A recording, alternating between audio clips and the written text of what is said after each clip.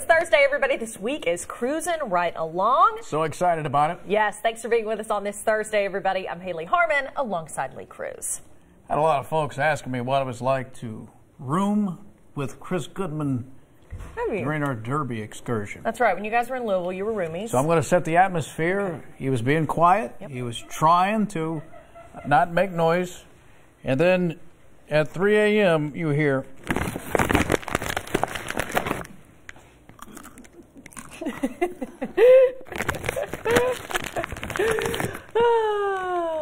It's wonderful. Wanted to recreate that for you. I like that. Yes, that was your Derby experience. In the morning. At 3 in the morning. You didn't have to be up till when? 5:30? Well, yeah. Only Chris Goodman. He likes to keep his protein up, okay? That's it. That's all it is.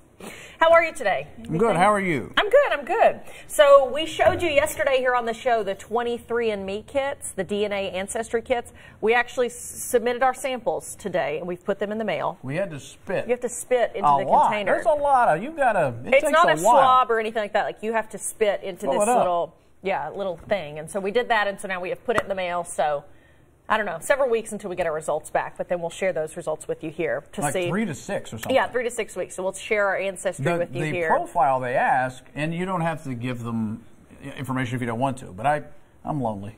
So I went through. I need to actually go do that fill out the profile. You haven't done that yet. I haven't done it yet. But I'm warning you, it takes a while to get through just even the basic profile. So after you do the kit, it took maybe 5 minutes to do the whole kit, to read through it and figure out how to do it. You have to register it and then actually provide the sample.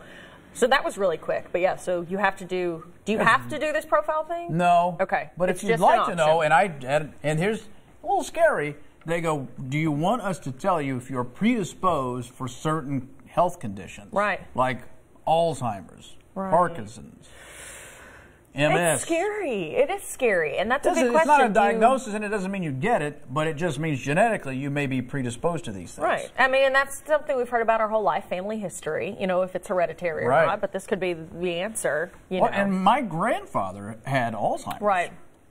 So anyway, I was eating peanuts, or I wasn't, Chris Goodman was eating peanuts the other day. Okay. And it made so much noise. Right. That was a bit I was doing for you. Oh, okay. Thank you. Oh, okay. I was repeating myself. And Haley's looking at me, what is wrong with you? Well, I'm just trying to follow you. I'm just like, oh, okay. Yeah. All right. Well, good shot. You did good. If I had executed it properly, it would have been better. You are terrible. No, I'm sorry. I was not quick on the jump there. I was like, I'm sorry. Oh, my God. He's breaking down right now. Something bad has happened. Anyway, so I'm excited to get the results. Not only, it tells you kind of your DNA ancestry breakdown. Where you came from in the world. But then also, that health side. So it is a little scary, but it's nice to know. So you can take precautions. I'll take a bet right now. I'm 95% Comanche Indian. Are you? Yes. But 95%? Pretty sure. Okay. All right. That sounds good. And then 5% Pygmy. Wow. Mm-hmm. I know there's going to be... I feel it. I feel good about that. I'm interested to see a large percentage of mine where it's from, but I know a pretty high percentage actually is going to be Chinese. My great-grandmother is Chinese. I didn't know that about you until she told me that one day. I went, oh, yeah. Yeah, my great-grandmother is Chinese. My great-grandfather during the war was in China, stationed there, and he married a Chinese woman and had my grandmother. How about those American GIs? Am I right, Jesse? Hot we know what we're doing. So anyway, so I'll be interested to see kind of how that's carried on, kind of what percentage that is and what exact area. Because one of my dreams in life, I would love to go to China because we've never been. My grandmother has not been to China. Family reunion. She has come since she came to the U.S. When she was 12 years old. So I don't know. I just think it'd be cool to learn about it. Maybe kind of kickstart that trip to go there and see. So your grandmother came here when she was 12. She was 12 years old. Does she have any sort of accent with her English? She went to American. Is it a Southern drawl like you have? A little bit. She's a little more refined than I am, I'd say. She was a school teacher for 100 years, and she's very well spoken. Was a very, very nice lady, So I aspire to be like my grandmother. She's wonderful. Wonderful. Yeah. So I'm excited. Can she fill in for you someday when you're not here? She probably would. Her name is June, and she's fabulous. She's a giggler, like me. She'd probably giggle at everything you'd say, or she'd go, oh, please. Well, when you say that, it sounds like it's not merited.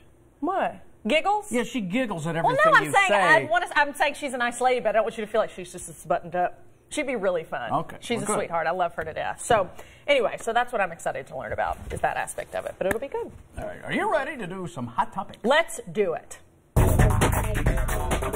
Hot topics.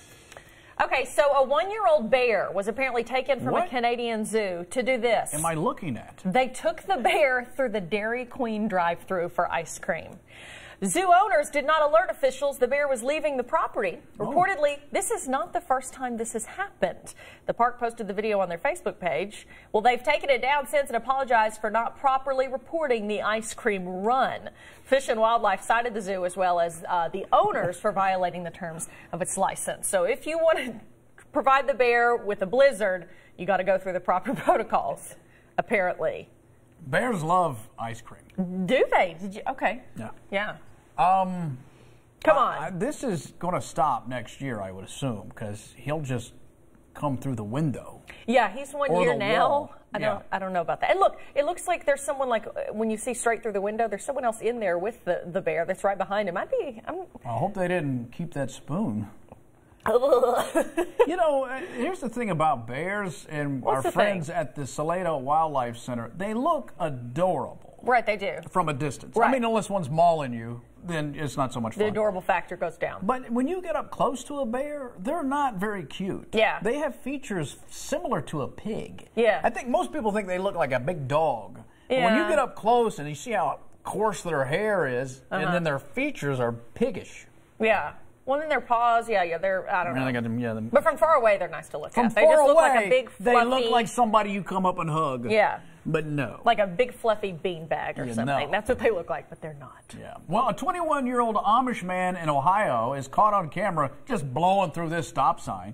He was driving a horse and buggy, was arrested for operating a vehicle while intoxicated. Uh-oh. Yeah. Sheriff's deputy saw the buggy blow through the stop sign and originally thought the horse may have been a runaway or the buggy's driver was having a medical emergency. Well, the man pulled over into the driveway of a barn, admitted to police he had 10 beers earlier. Not good. Yeah.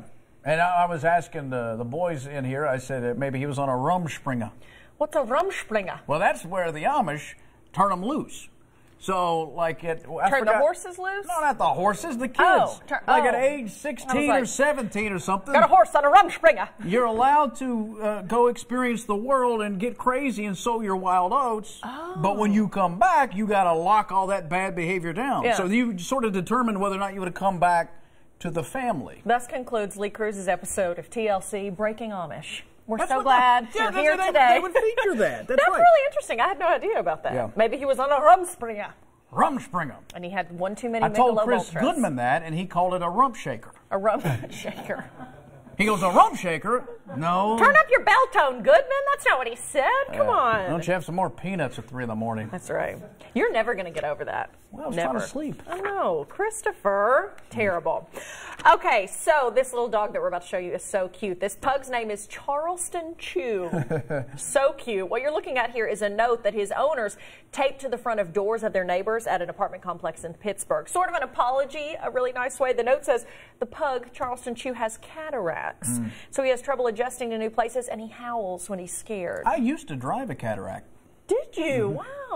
Well, someone in the building took this picture of it, posted it on social media. It's gone viral. There's also now a Twitter account for Charleston Chew. Yeah. I think this is great. This reminds me of those viral stories we've seen of parents who take their baby on an airplane and they bring a note and gifts to all the other passengers. Like, look, I do like that. We know the baby's going to cry. We're really sorry. So I love this. Appreciative. Thank you. They must have just moved in and they're saying, sorry, the dog's going to howl. He can't see you very well. He doesn't know what you are. You're just a shape to him. Yeah. They could probably do surgery on his cataracts, but how expensive is that? Well, and some cataracts are not repairable, unfortunately. Well, you would know, right? Yeah, I actually do know. Has your dad ever done cataract surgery on a dog? I don't know. Does somebody have that kind of money? Well, I'll tell you. My dad is a veterinarian, if you don't know, and we actually, my parents. No, it's a hobby. He just operates on dogs. He does. Yeah. It's very off the books. Yeah.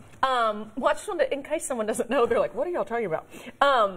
My family, we actually just, and I think I've shared here on the show, we just got a new little corgi. Well, she and all the puppies in her litter were all born with cataracts. Born with it. Born with it. And it's so bad, and my dad, they're about to take it to a specialist. And they're going to see if it's even worth doing surgery on. So some of it is not repairable, so we'll see. They may be able to improve it a little bit, or else she's just going to have to live with it. Corrective lenses. She's going to have corrective lenses. She's going to have transitions. They darken and they lighten. Have you seen the doggles? Those are great. No. They're made specifically for dogs. Are they? You got to get some for my dog. They're for, aesthetics, not for corrective. Well. But, they wear it so they can stick their head out the window and not worry about bugs. Yes, actually, I've seen that. Yeah, okay, that's what great. it's for. Yeah, so best of luck to little Charleston Chew. So cute. But if not, you can live a great life anyway. A Cornell University senior stripped down during her thesis presentation. She says her female professor questioned how short her denim shorts were. So she decided to remove her clothing during her presentation on Saturday in protest. The student says her professor told her earlier in the week her shorts were too short during a trial run of her presentation. Classmates say they support her protest. You bet they do. Oh, but, yeah. But also yeah, girl, I support your right to strip. But also think the professor was just trying to highlight the importance of professionalism in certain public speaking situations. Okay, so here she is. There in her underwear. Mm-hmm. Well, I mean... She's got my attention now. She does. She has the right to do this, I suppose. She does? I guess. Did she get in trouble for it? Could. I don't think you have the right. You have to comply to certain standards and behaviors at any institution. That's true. I don't know. Standing in front Cornell, of the other I didn't go to Cornell. I don't know what the deal is, but here she is. I don't know. I do think her professor had a point. I mean, if you're going to be doing a presentation, you need to take, unless she's giving a presentation at a bikini conference, this would be normal. But I think otherwise, you do need to think about professionalism. She had on the denim shorts in class. I guess her teacher, I'm assuming, was probably like, that's not what you're going to wear, is it? A lot of skin. Yeah. Even Charleston Chew could see that. Even Charleston Chew saw that. He's like, hey! Hey, girl, I'm going to howl at that. Girl! Ooh.